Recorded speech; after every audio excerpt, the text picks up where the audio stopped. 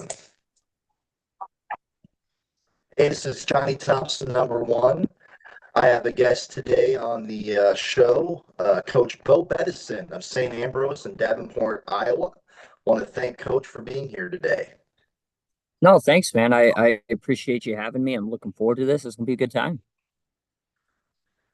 I want to start off by asking you, you helped start the St. Ambrose program down there in Davenport. You guys have had some building seasons, and this past season, 24-25, you guys had your first winning dual season. And I wanted to Yep. know how that came about, the importance of that to your team.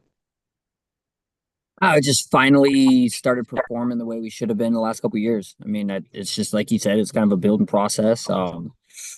We've been a tough out for the last few years. Just some of those duels just didn't quite swing our way, right? Where we're coming down to the last match and we'd find a way to lose that one, or come down to criteria, and we still lost some of those duels this year, but those tight duels, we finally started getting over the hump, having our leader step up where it's like, hey, look, maybe we dropped a match we shouldn't have. We need bonus points here. Older guys were kind of starting to recognize, like, oh, hey, the importance of this. Like, hey, yeah, I need to go get my win, but I also need to go kind of try to do this for the team. And we started putting a little more emphasis on winning duels. My first couple years, I said all the time, like, I don't care about winning duels. I care about winning wrestling matches.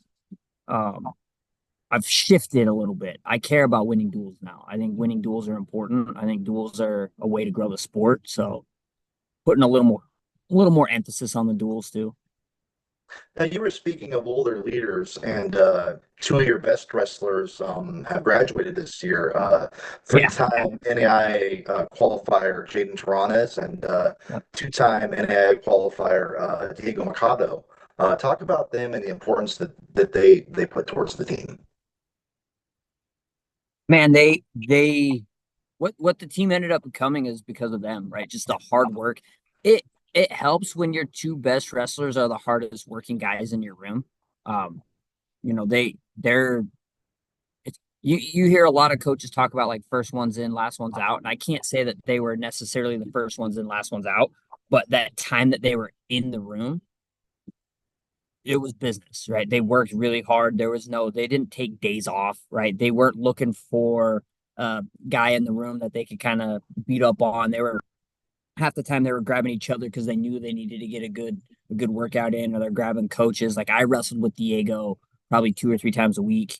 Our coaching staff spent a lot of time wrestling with those guys, not necessarily like on a technical side, just more like, hey, you guys just need to get these wars in, and they kind of they embrace that, and they're so good. They're going to be really missed. What's the most exciting for sure is they're both, Jaden's from the area, so he's staying home, and Diego's decided to stick around.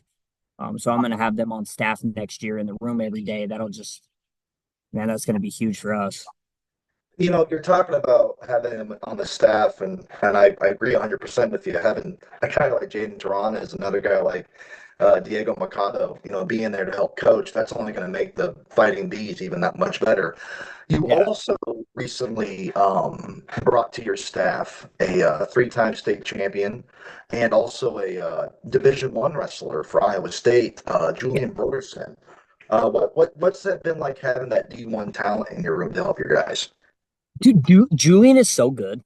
Like he still has it. He could still compete at that level. Um, that dude is so good. No, it's been awesome having him because like the guys, first and foremost, like the guys are fans of Julian's. Most of the guys on the team were fans of Julian's.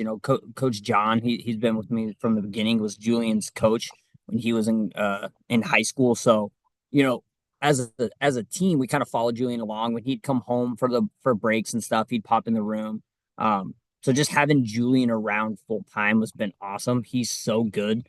Um, and it also kind of like when now I don't look dumb all the time, right? When I tell the guys like, hey, you guys need to do this. And they're like, oh, it's just like dad telling you to do something. And then when you have Julian coming in and saying, guys, we're doing this, it's like, oh, Coach Bo's been saying that for 4 years. It's like, yeah, guys, I'm not dumb. But it's also like he shifted some of the things that I do too.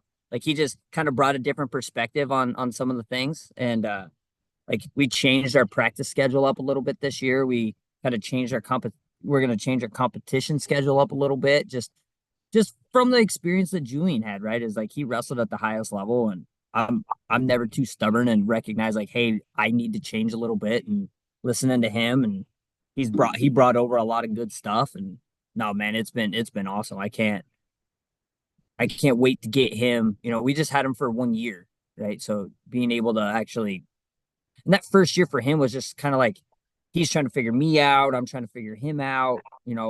What's his role in the program. So like next year, being able to kind of unleash him a little bit more and give him a little more power, it'll be good for him. That dude knows his stuff. He is as good a coach as anybody I've been around. That dude's the real deal. Well, you spoke a little bit here a second ago about how he's changing up your competition. Are you talking like trying to find like the tougher guys and making sure you guys are wrestling the Grand Views and maybe wrestling some bigger schools, like maybe like trying to duel like maybe Northern Iowa or trying to get something like that? Or what exactly do you mean by that? No, like so we were already doing that. I mean, we wrestle a really tough schedule. If you go back and you look a couple years ago, we were the only school in the country that wrestled every division. So 2 years ago, we dueled D1, D2, D3, NAI, junior college, and NWCA. So we dueled Northern Illinois, and then we dueled Grandview number one. We dueled Eau Claire, who was number three at the time. We dueled SEC, who finished top 8 that year. We dueled the NWCA three-time national champions. And the D2, what D2 team did we duel? We dueled Grand Valley, who ended up being top 10 state. Like, so we don't wrestle a easy schedule. It's not that, it's spacing. Like how to space out our competitions a little bit, like getting a little more thoughtful in the schedule, like kind of building back from nationals, look national tournament and building the schedule backwards and making sure that we have the proper rest times, and ramping it up at certain times and pulling back a little bit, maybe finding an easier duel where we're not going to war, maybe finding a duel where we can, win 8 of the 10 matches versus potentially losing 8 of the 10 matches, right? We don't have to go to war all the time. I Just kind of get that that. mindset a little bit. And yeah, I can say, just from a fan perspective and watching you guys this year, I kind of saw that a little bit in you guys. Like for example, you guys, dueled Grandview, which was probably one of your toughest, NIIA they're so duels good. Yeah. out. But then you also dueled a team like Williams Woods, Hmm. where your guys were getting majors and pins and techs and helping to kind of balance that level of Yeah. confidence, going out there and getting a nice, big win. Yeah. See, a couple years ago, we wouldn't have done Sure. that. Like Yeah. a couple years ago, it was just like it was all gas, no break. Like we didn't let off, and you're just talking to the staff, and I can't say just Julian, but talking to the staff a little bit. It's like, hey, look, we gotta get some confidence too. Your confidence can't always be from wrestling the best guys in the country, but sometimes it's really hard to tell that you're getting better when you're still getting beat. It's like, hey, you need to go win some matches too. So, kind of pull them back a little bit that way. Speaking of getting better, in my opinion, and I'm sure that I'm not alone on this, as far as I'm concerned, the toughest NAIA in-season tournament is the Missouri Valley Invitational. Yep. Super tough tournament. And you guys put your first, as far as I know, your first wrestler on the award stand this year with Mike Chagnon. Am I Yep. not pronouncing his name right? Sorry if I'm not. But how That's big all of a good. deal was that to put him on the award stand at that tough tournament?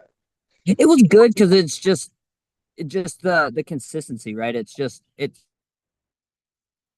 showing what we're doing is actually working, right? It's when you're coaching staff and everybody's always telling you like, no, guys, we're on the right track, we're on the right track, but the results aren't quite showing it.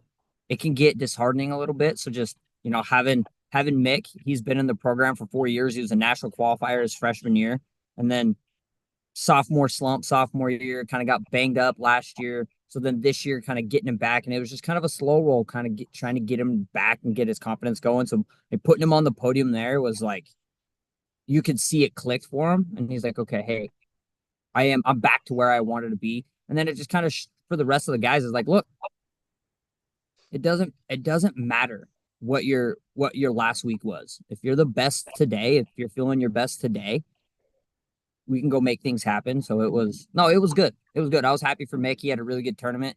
That was probably one of, I mean, outside of Diego, I think Diego, our two best guys probably didn't have the best weekend. Like Jaden and Diego didn't really have the best weekend, but we made the adjustments and got it done at the conference tournament. But for the rest of the team, like I thought we wrestled, that was our best performance for sure. Was um the guys are starting to believe in what we're talking about, and it's starting to show. It's taking a little longer than I thought, but we're getting there. Speaking of guys who are starting to show potential, another guy that I really enjoyed watching this year when I came down to watch some of you guys' duels was, and again, my pronunciation could be way off here, but All good. Giuseppe Guerra. Yep. I thought, Giuseppe Gira. sorry about that, but yeah, he had so much fire and so much heart out on the mat.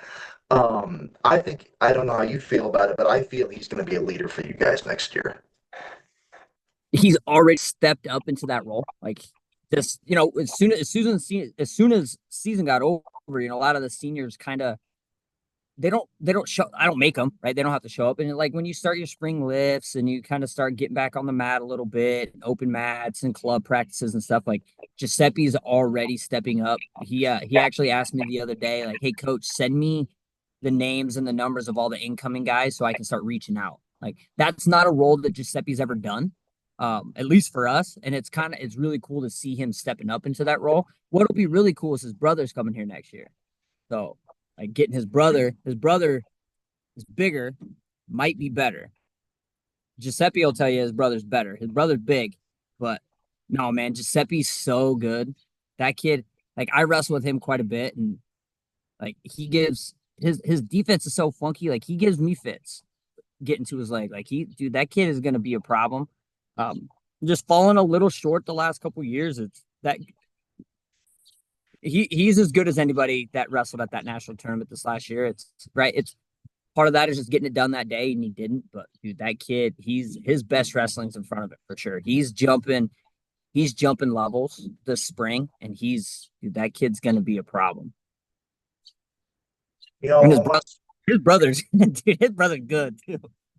I look forward to seeing him. Look forward to seeing him. I want to switch gears on you just a little bit here. Uh, you know, you've known me for quite a long time now. You know that I Yep. follow college wrestling, Yes, all sir. over Iowa, all over, within a 2.5, 3 hour radius. If there's a college wrestling Mm-hmm. match that day, I'm there. And I wanna compliment you as well as ask you about this. I go to dual meets sometimes, and there is nothing there for the fans. Mm-hmm. Nothing there. You guys this year, every time I came to your tournament, you guys had a program to show me who the wrestlers were, who your opponents were, and not only that, you're one of the only places at the NAI level or below D1. D1 wrestling usually has stuff, but D2, D3, NAIA, NJCAA, a lot of times you go places you have nothing. Came to you guys' place, and I don't know if you can see it because my camera's kind of Yeah. off, but Yeah. I picked up my St. Ambrose T-shirt this year, and I noticed that you guys were really good about making sure that it was an experience for your fans. And that's Yeah. not something you see a lot at the NAI level. No, it's something that I learned from the head coach in Montana. Just kind of taking that as like um I and it was kind of more just observed, but that was something, right? It's you have fans coming to your spot. Like they want to represent you. If they're coming to your gym, they want to represent, they want gear, right? So I don't even think we don't really charge a lot of money for it. I don't make any money off of it. It's charge at cost, but really it's right trying to make an experience, try to make it fan friendly. Like I tell my guys, we are performers. Go put on a show, right? If you can win 2-1, go win 18-15. Like let's go score points. Let's go entertain. And I really try to make it a point of if there's fans in the stands, like I try to go over and go talk to the fans that came, right? And just thank people for coming out. And I got that from the head coach in Montana. kind of something he just kind of led by example, and I observed it and was like, all right, that's the right way to do it, right? Is your fans are here, thank them. Make sure that they leave at least with a program so they know what our team's looking like, who's wrestling, so you can follow the action along and you can know like, hey, Jaden's ranked number 18 in the country. He's getting ready to wrestle this guy from the junior college who's ranked number 15 in the country. Like, oh, here's the premier match, that kind of stuff. Just because it's it's more fun to follow the duel that way too. So I don't know. I think that's what you should do. If Oh, people aren't doing that, they should. yeah. It doesn't take, there's no extra effort that it takes, right? You throw out you order some t-shirts, you put some t-shirts down, you have a couple of your student athletes, hey, you want to buy a shirt? And then once the duel starts, I usually tell them, hey, go put the shirts away, sit down and watch the duel. So it's no skin off my back. It doesn't take me any extra effort. So Um, you kind of alluded to this earlier, but I wanted to kind of have you elaborate on it a little bit more. Another thing that I noticed in coming down to watch St. Ambrose wrestling is your guys are so invested in one another. That's one thing yeah. I really noticed about St. Ambrose wrestling. It didn't matter, you threw some backups out there, and your Mhm. guys were just as enthusiastic about them on the mat as they were about guys like Jaden and Diego. And I just Probably want more. probably more, I agree. The atmosphere was so much fun because the loudest people cheering during your matches, you have a great audience, a great fan base. But every single one of your guys was invested into whoever was out on that mat. And I just thought that was so cool. Yeah, I mean it's been a work in progress for sure, but I got really, really lucky with my first class, right? So they're all graduating now, but like that first class of we brought in 19 guys. Um, for I think it was kind of just I was first time head coach. I was really young, so we were kind of all figuring it out together. Like I talked to Diego about this the other day. Like we were kind of talking and he asked me, he's like, Coach, your first year, did you have a plan? And I was like, honestly, man, I just kind of made it up every day.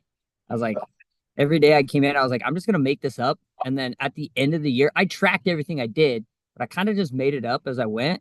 And then I was like, all right, after the first year, I was like, this worked, this didn't. Now let's kind of lay a plan. I didn't really have a plan that first year, and I think the guys could tell. But what happened was they just got really, really close with each other. Sometimes I wish they weren't as close as they are because it takes away some of the fire from the room sometimes. But no, they like some wrestling teams you could tell like the team doesn't genuinely like each other. These dudes genuinely like each other. They're family. So it's made it really easy for me to coach. Like I don't make them do that. They do that organically. They cheer for each other because they want each other to succeed. And we just kind of talk about it all the time. It's like, look, there's nobody above the program. We're all here for each other. If you win, I win. If he wins, you win. Right? That's just kind of the philosophy. And no, they took that and ran that first year, and it's kind of just built. So losing that senior class this year is going to be.